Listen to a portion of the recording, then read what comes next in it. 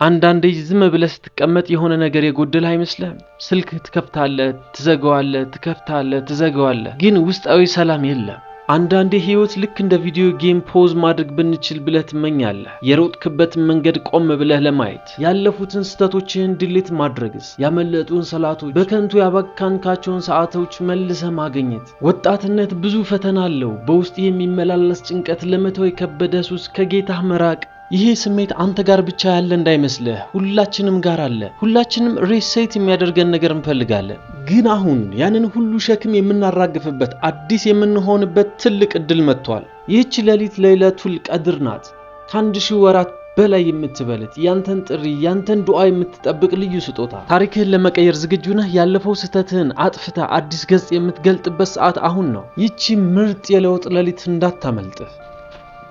ይህች ሌሊት የ1000 ወራት ኢባዳ ውጤት አላት። አስበው፣ ለአንድ ሌሊት የምታደርገውን ጥረት ከ83 ዓመታት በላይ የኢባዳ ምንዳ ያስገኝልሃል። ዛሬ የምታደርጋት አንዲት ስጁድ ብቻ ለ83 ዓመታት በየቀኑ ስጁድ ስታደርግ እንደኖርክ ትቆጠራለች።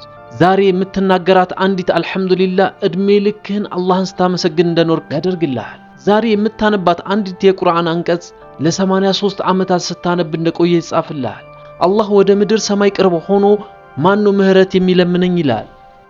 አላህ አንተን ለመስማት ዝግጁ ነው። ያንተን ጥሪ ዱዓ ይፈልጋል።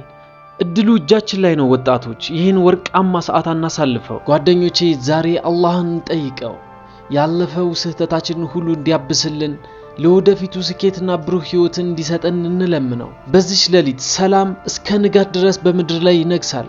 አንተም ያጣኸውን ውስጣዊ ሰላምህን ዛሬ አገኝ። ዱዓ አድርግ፣ ቁርአን ቅራ፣ ተስፋ አትቁረጥ።